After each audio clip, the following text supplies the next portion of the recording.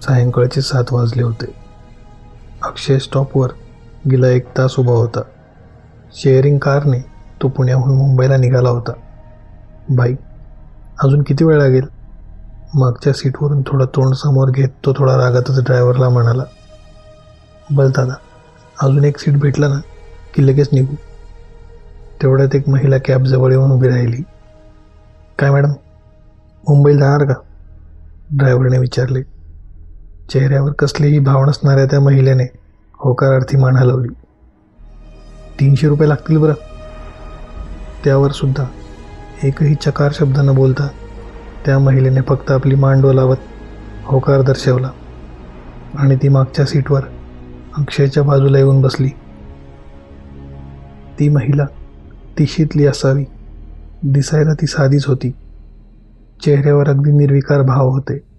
तिने अक्षयकडे एक कटाक्ष टाकला. त्यावर अक्षयने तिच्याकडे पाहून एक स्मितहास्य केले. तिने चक्क अक्षयकडे दुर्लक्ष करत खिडकीतून बाहेर पाहायला सुरुवात केली. अक्षयला थोडे विचित्र वाटले की कदाचित हिला माझं तिच्याकडे पाहून स्माईल देणं आवडलं नसावं, म्हणून त्याने सुद्धा खिडकीतून बाहेर पाहायला सुरुवात केली. आता ते बरेच पुढे आले होते आणि गाडी आता भुयारातून जाणार होती. अक्षयचं सहज त्या महिलेकडे लक्ष गेलं तर ती विचित्र प्रकारे हास्य करत होती आणि समोर पाहत होती. इतका वेळ चेहऱ्यावर अगदी निर्विकार भाव घेऊन बसलेली महिला अचानक असे विचित्र भाव घेऊन का हसत आहे हेच अक्षयला कळत नव्हते. भुयारातून गाडी जात असताना अचानक त्या महिलेने जोरजोरात हसायला आणि ओरडायला सुरुवात केली आणि तिने चालत्या गाडीतून उडी घेतली. काय झालंय हे समजायला त्या तिघांनाही सेकंदाचा अवधी लागला आणि अचानक ड्रायव्हरने अर्जंट ब्रेक मारला. आता त्यांनी मागे पाहिलं तर मागून येणाऱ्या गाड्या आणि वाहने क्षणात कुठे गायब झाले होते आणि भुयारात फक्त ते तिघे होते. ड्रायव्हर, अक्षय आणि तो तिसरा पॅसेंजर. तिघे एकमेकाकडे विस्फारलेल्या डोळ्यांनी पाहत होते.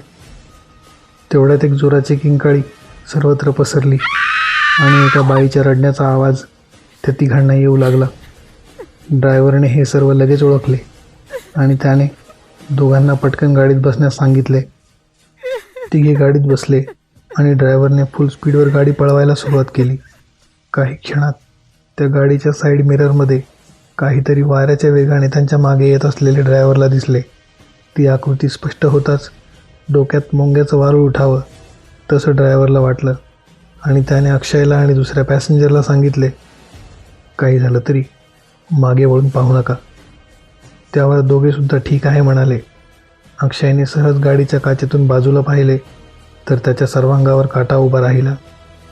तीच महिला त्यांच्या गाडीच्या बाजूने त्याच वेगात त्यांना पळताना दिसू लागली आणि त्याच्याकडे पाहून एक क्रूर हास्य ती करत होती.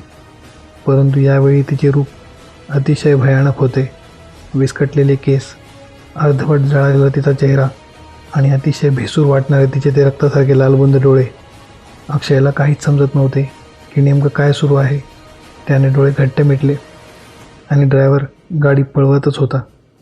मोठ्या मोठ्याने हनुमान चालीसा म्हणत होता. काही मिनिटात ते भुयारातून बाहेर आले आणि त्यांना एक आर्त किंकाळी ऐकायला आली आणि त्यांचे सर्वांग शहारले.